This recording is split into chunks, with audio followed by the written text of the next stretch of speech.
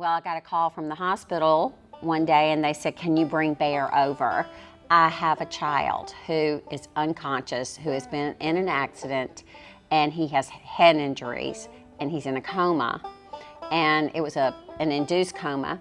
We tried to bring him out of the coma, and we cannot wake him up.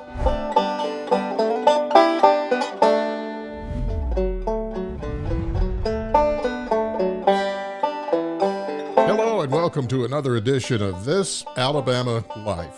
My name is Don Keith. I'm your host. Andrea Tice is here. Good to see you, Andrea. Good to be here. I'm excited about today. Oh, I bet you are. We've got a great one for you today. This Alabama Life is a podcast for those of you who are tired of politics and pandemic, and maybe you're tired of mandates and data that doesn't tell us anything. If you're stressed, that sort of thing, this podcast is designed to tell stories of Alabamians or people who have an association with Alabama who are doing positive things, uplifting things, people who are changed through the things that they do that are so positive and uplifting. And I'm thrilled to have a chance to be able to tell these particular stories.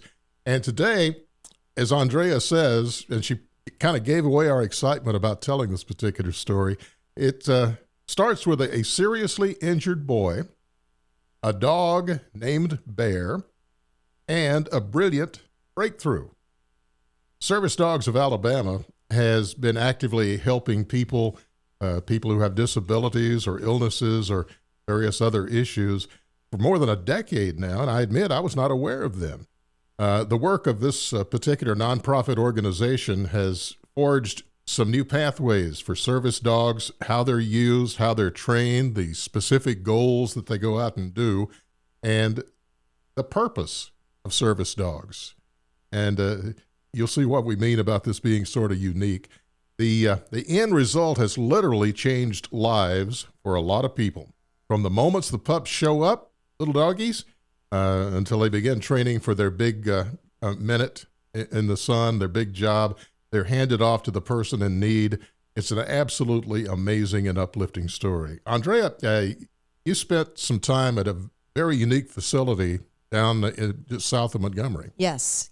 I headed down to Service Dogs of Alabama a couple of months ago. And that's why we're bringing it into studio here, the interview that I obtained down there. Now, the facility is just about a mile off of I-65, so it's real easy to get to. It's the Hope Hall exit yes. Before you get to the turkey place. That's right. Everybody goes to the beach knows where the turkey place is.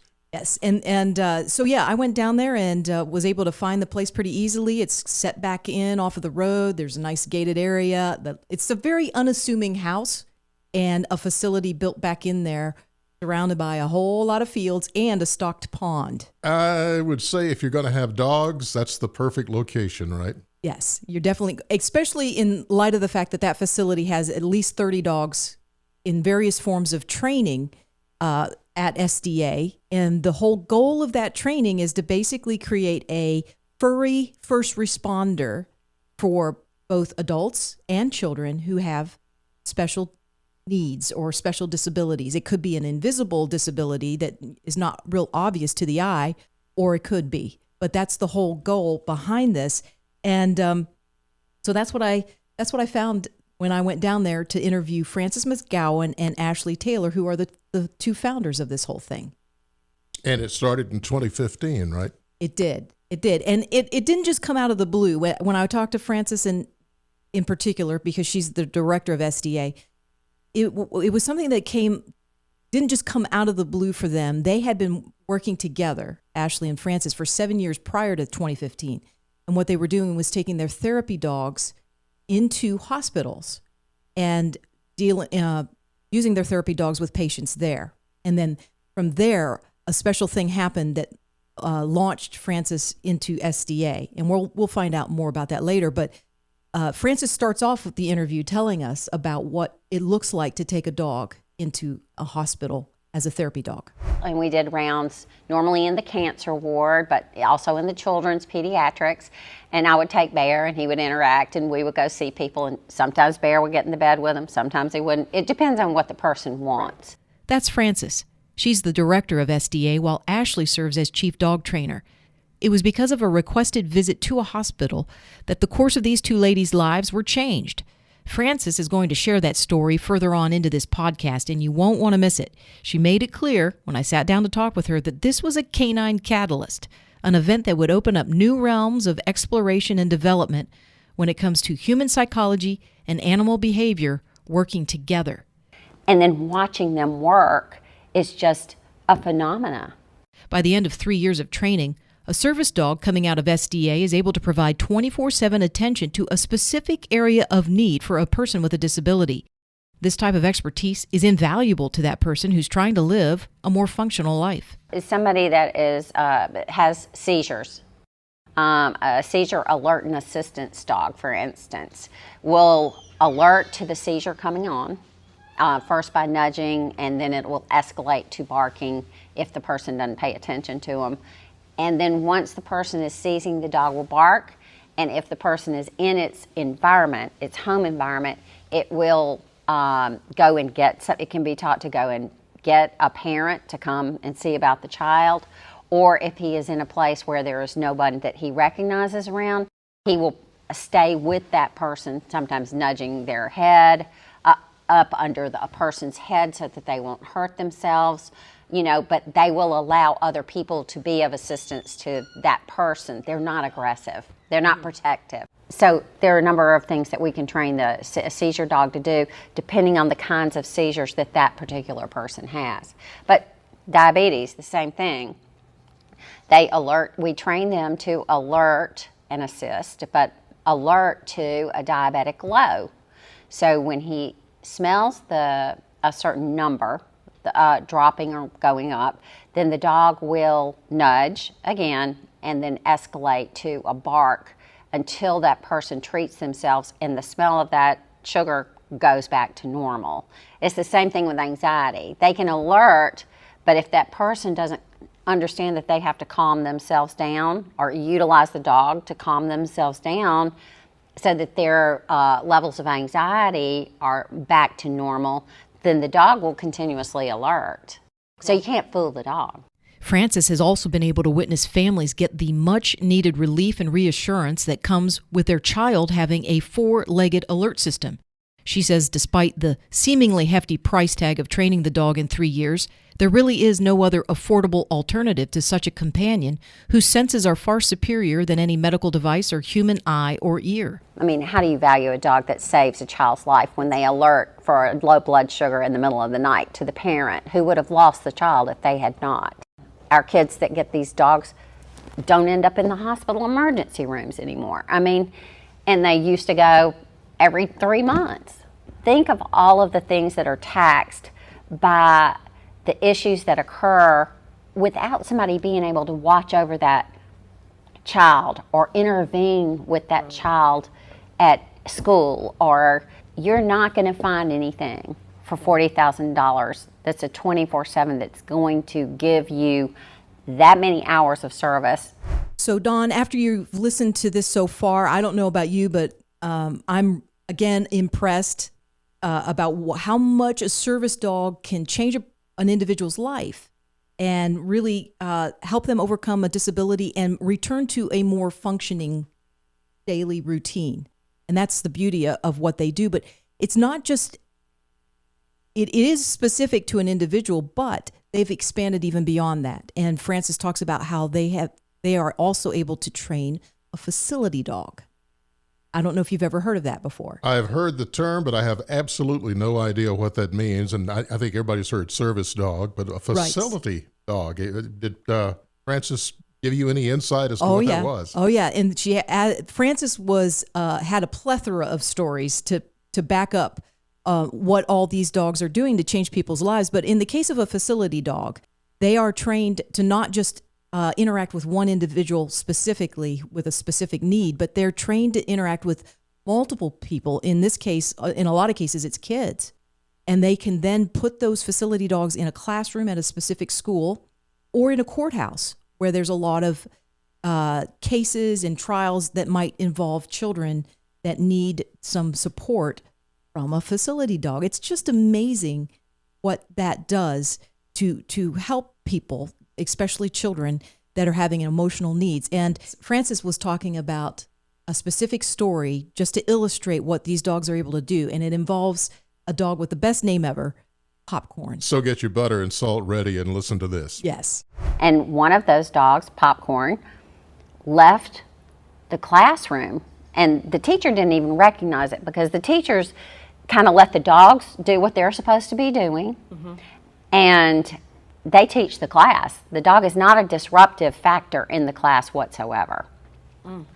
The dog had left the classroom. She looked around and couldn't find the dog. So she walks out in the hall, and she's kind of walking up and down the hall, looking in the classrooms because the doors are open, and there's Popcorn. And he is sitting there with his head in the lap of a little boy. I think the little boy was in the first grade, second grade. And Popcorn is just laying there and doesn't even look up at his handler when she comes in. And so she goes up. She knows the dog. They've been doing it long enough that they recognize when Popcorn is doing something like that, it's important. Went and talked to the teacher, and the teacher said the father left the child yesterday and said he would never see him again if the child chose to stay with the mother. So the child obviously was extremely upset that day. Well, for that entire week, that dog left her classroom and stayed with that child for that week. There's a complicated process of using human psychology and animal behavior sciences in training an SDA canine. Frances tried to simplify it down for me. I'm the fresh pup trying to understand this big world of training service dogs. We've got to have a dog that's going to sense that anxiety and do the opposite, break that pattern to make that person feel a different way, raise that energy level, keep them from staying in depression to long periods of time. Because again, the way neuroplasticity works is that the neural pathways are strengthened by continuing to stay there, and they shrivel up and can die or become much lesser dominant if we continue to break that cycle. So that's not our default, that's not our normal, that's our abnormal. So get this, the service dogs are just basically able to sense the unseen in a human mind and body, and then are trained to insert themselves and create a tangible physical alternative. It's really amazing how these dogs are used to help a person navigate out of a mental block that's been created by a trauma or a physical deficiency. I guess it was an evolution of understanding the power that the dog has initially. And us as pet owners and therapy dog owners realize that they have this power, but our dogs are not so trained in behaviors and lifestyle as a service dog or facility dog is to recognize when he feels that anxiety or smells it or senses it, that he goes into work mode rather than he feels sorry for the person or he just wants to curl up or he takes on the anxiety himself, which looks cute and the person thinks is nice because they're kind of hiding behind him and cuddling up with him. So they're like, they feel what I feel. Well, they do. But when you're trying to break a cycle, you're not trying to reinforce a cycle. SDA has been honing and enhancing their strategies and programs at the training facility, and they now have a decade's worth of knowledge under their belt. I don't know, maybe I should say collar. While their training methods may be customized or adjusted to the personality of the dog or its recipient, the primary goal remains the same. The dogs are trained to use their brains to do what they know how to do, and we train them how to do it in a way that will be helpful to humans. You know, it's amazing. So, Andrea, it appears to me that this SDA is really zeroing right in on using animal behavior, which is natural, with human psychology. And that's sort of an odd juxtaposition, but it certainly works. What is so impressive to me is it's happening right here in Alabama. And, everybody in Alabama has a dog. I grew up we always had at least one and often more dogs. The only funny thing is they were all named Pudgy.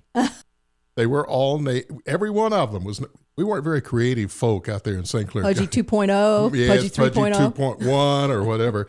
And, I don't know if you're aware of this or not, but we're the only state that I know of that has an official coon dog cemetery, because those coon hunters love their dogs so much. They want to make sure that they have a great afterlife too, I guess. I know. It is amazing. Actually, what's also interesting is before I even did this interview with Francis, my husband and I went to Muscle Shoals for the weekend, and we specifically went out of our way and went to the Coon Dog Cemetery.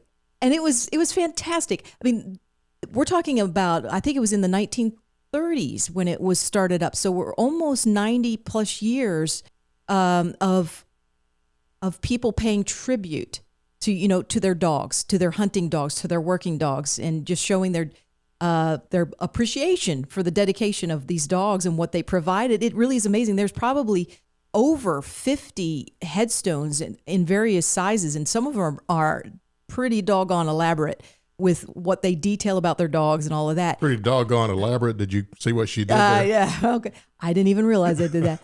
I mean, some of those headstones were better than the ones my grandmother got, and I'm amazed. So yes, there is definitely a strong bond between Alabamians and their dogs. Alabamians do love their dogs for sure, and it appears to me it's very obvious from what we're hearing that SDA not only loves dogs, but they love the potential they have for making life better for people.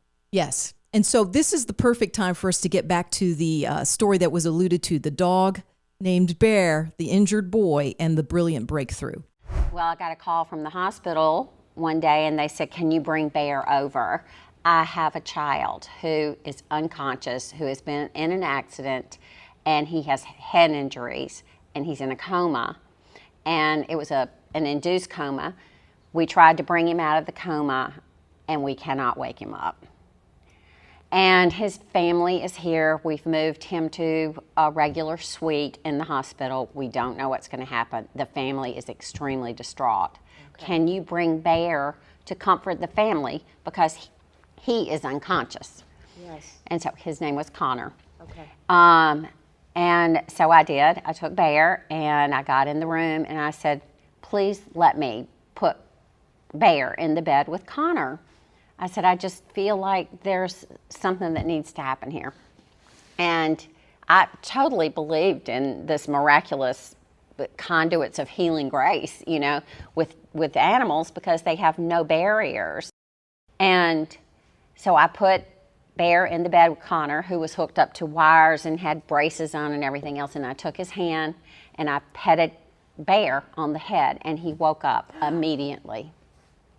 It wasn't even 5 minutes later. It was immediate. And so as soon as that happened, obviously he doesn't know where he is. Yeah. And of course, all the nurses and the doctors are being called in, and I have to get Bear out of the bed, my 80-pound lab, and leave. So I get Bear out of the bed, and we leave. But it was a very powerful moment for me. Even though I really believed it going in, it was an extremely powerful moment. Ashley, who is our training director, who was with one of the founders of this program with me, she was actually with me going on other rounds with her dog at the same time, and I came out crying, and she said, I don't know what you're crying about. You knew that was going to happen.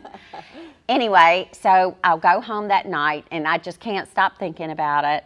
And the next morning, about 7 in the morning, I get a phone call from the grandmother who was in the room when that happened.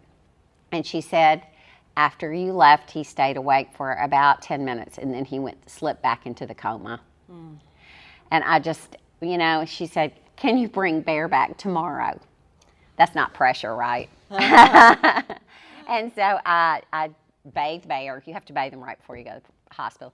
I took Bear back to the hospital, and I went through the same thing. But when I walked in the room this time, there were nurses, family members, friends, a minister lining the walls because of what happened the day before.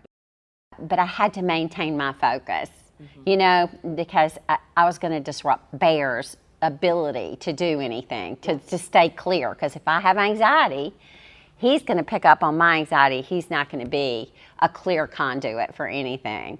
And I'm just using that phrasing. It doesn't really mean that's exactly what it is. And so I put Bear back in the bed with Connor and take his hand. He's completely unconscious.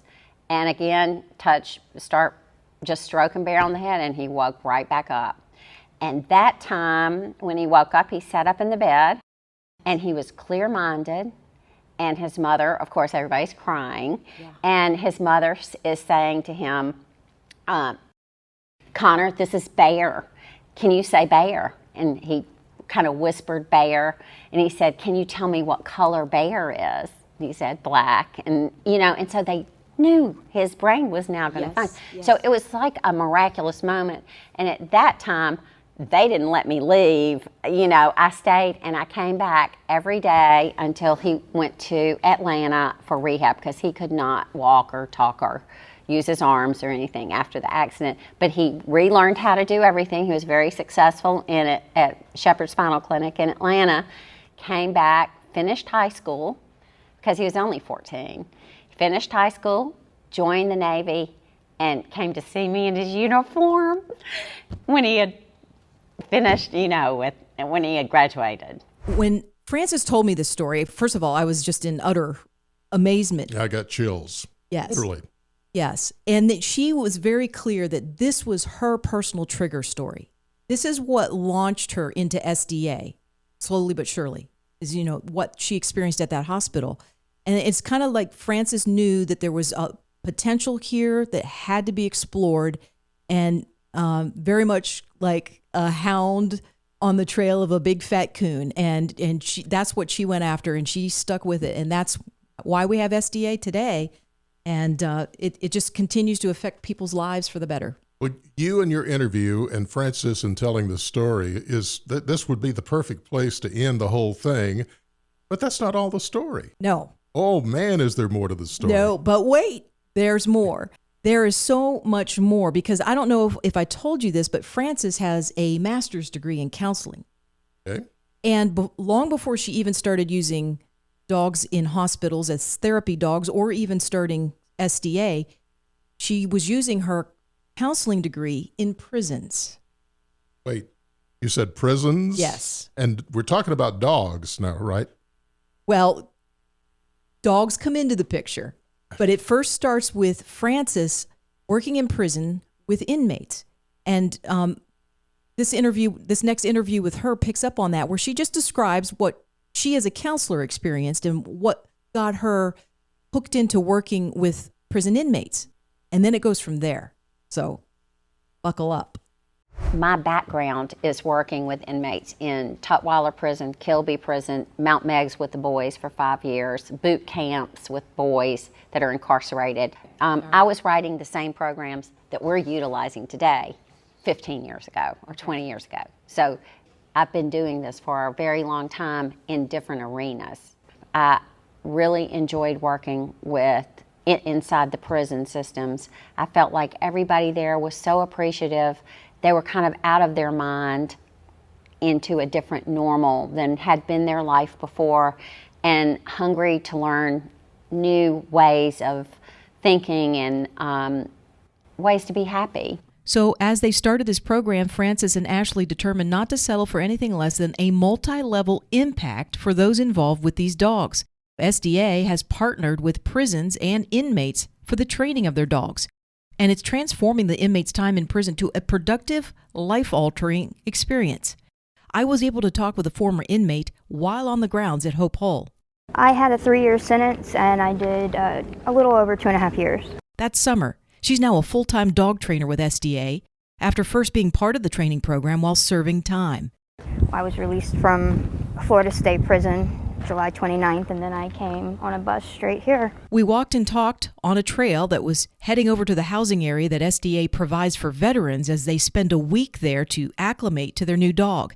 That's why you're going to hear the crunch of gravel and birds in the background. It was an absolutely gorgeous day as we walked around the stocked pond to tiny cabins.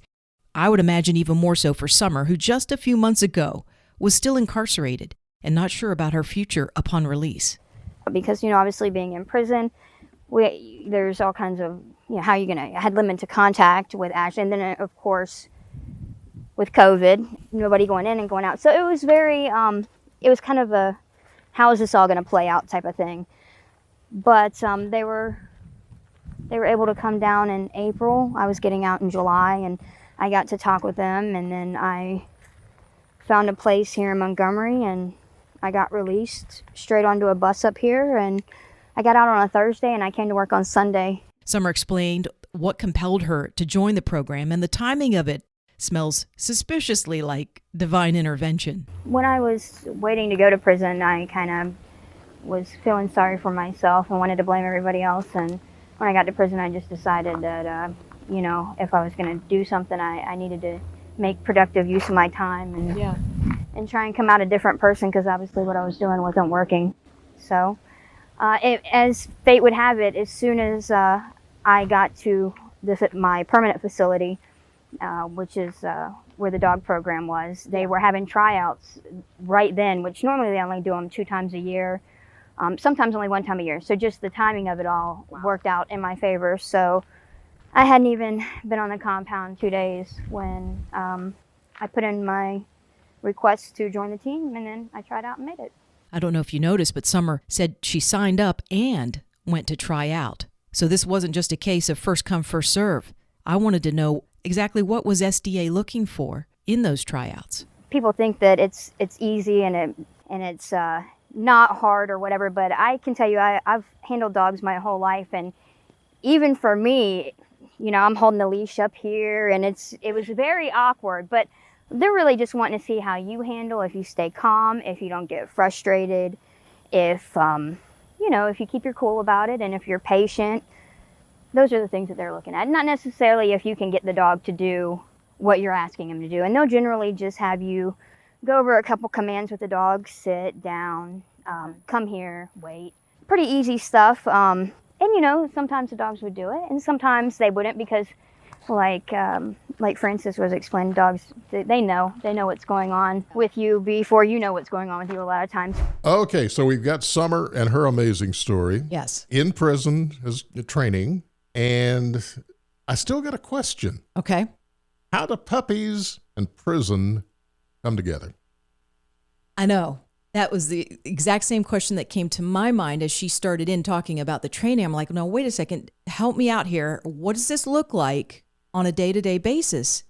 Where are the inmates? Where are the dogs? How do they interact? And all of that. And so she describes it, and she gives a lot of details, the daily routine. But overall, the what I learned from this is that by having this very disciplined regiment with the dogs, you're creating a very calm, sensitive dog over time, just from the beginning, from the time that they're born as a puppy on up. That is what helps them become highly sensitive to the needs of the special needs people. But anyways, here's Summer talking about what she does every day, what she did every day while in prison. We're in a dorm, an open dorm of 70 people. Okay. Our dog team down there is separated between 2 dorms, so you have 15 dogs in one dorm and 15 dogs in the other dorm, 30 dogs total. The dogs' crates, as you've seen up there in the training center, we have metal crates like that. Okay. They're at the end of our bunks, so 24 hours a day, 365 days a year, or however long the dog is assigned to you, the dog is with you. At the end of your bed, a normal day of training is we have a morning count. It clears about 5:30 in the morning. Everybody wakes up and takes the dogs out on a dog run to use the restroom. Come back in, we feed them. We're allowed to have the dogs in our little bunk area. Now with COVID, everything was kind of shut down a little bit, but normally there's a lot of programs on that compound. So if they have classes or education or extracurricular things, the dogs can they go everywhere with us. Every time the dog comes out of the kennel, it's being trained. It's kind of like building a bond with the dog. The dog's getting to know you, you're getting to know the dog, and it's structure and consistency. Gotcha. It's just, they're going to know every day we do it this way. We're going to do it this way every day. So he doesn't even know any other way to do it. More importantly to the whole discussion, how does training a puppy affect a person so deeply that when I asked her to describe the effect, she responded this way? Yeah, I mean, I don't. What words can you try and come up with to describe just this? It saved my life. Summer's not the only one to make such a serious claim. Frances also spoke about a veteran who was asked a similar question just a few days after Summer joined the SDA staff. We had veterans here, and we were trying to get some little film footage from each of the veterans. And I had a female veteran who was here with her dog that she's had. She was coming back for recertification, and she's had that dog for about 3 years now. And I said, tell me what the dog has meant to you. And immediately she just went silent, and I could see her whole demeanor change. And tears just started running down her face. I'm always afraid that I'm going to say something that's going to trigger some kind of episode, and I don't want to do that. I'm trying to be sensitive. I respect what they've been through, and I turned the camera off, and I said, we'll do this later. And she said, no, it's just that I don't know what to say about a dog that saved my life. I mean, what can I say to make anybody to understand? So it's that powerful. It's that powerful. With this type of response, I felt the need to dig a little deeper into how a program is changing humans on both ends, in the training and receiving of a dog.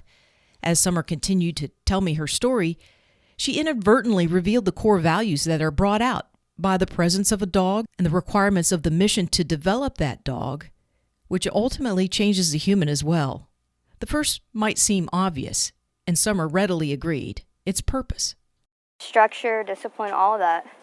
For me and I know for all the girls down at the prison that are part of the program, these dogs do just as much on that aspect. Yeah. It gives you something to put yourself into that's productive, that's healthy.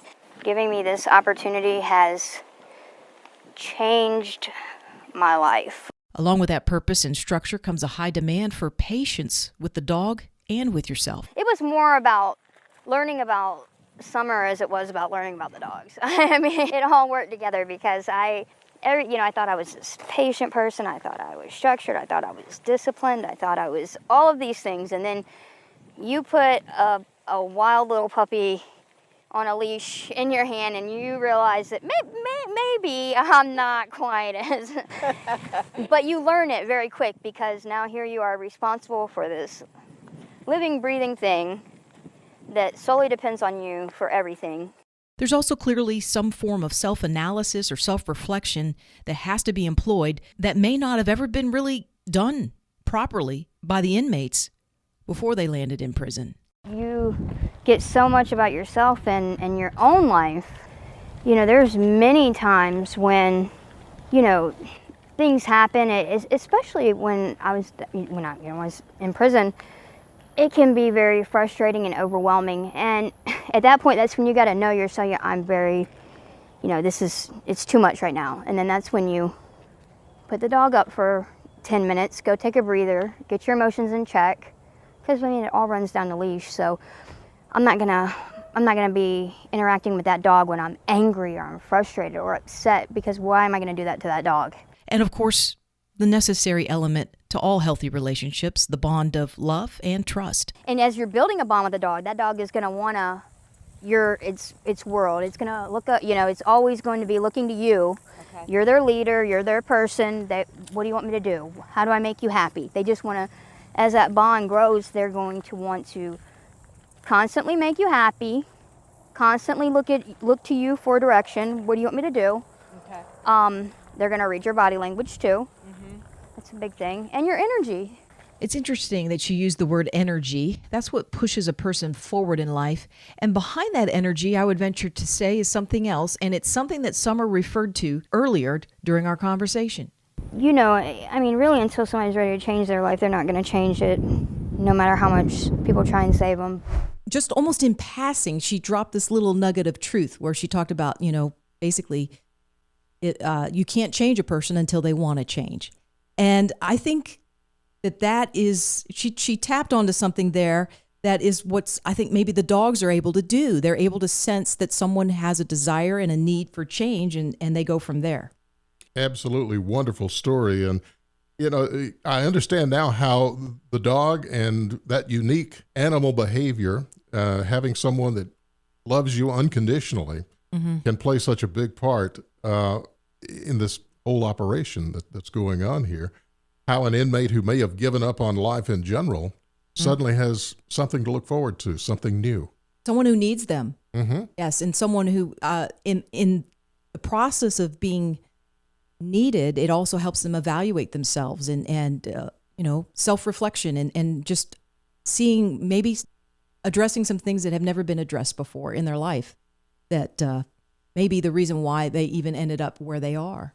Well, I know I'm impressed. I'm sure our listeners are too, with how the group is making this big step, how they help others in need here in the state and beyond. Yes. Because I'm sure this knowledge is and the experience is going to other states. Yes. And as Summer mentioned, she was in a Florida prison and was able to do this. And Frances is going out of the way to incorporate wherever she can the inmates that are willing to be part of this program.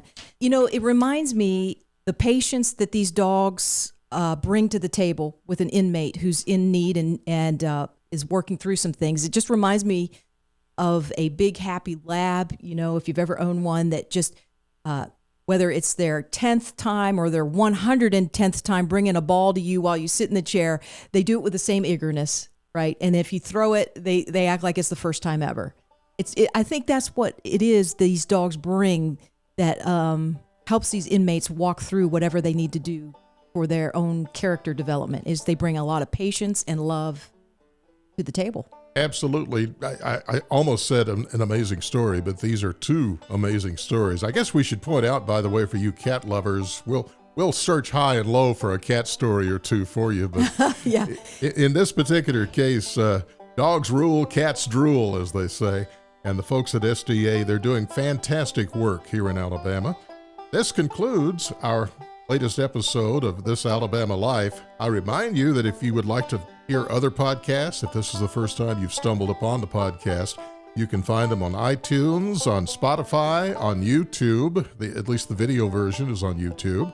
And you can always go to the 1819news.com website. Andrea, look forward to the next This Alabama Life story. You bet.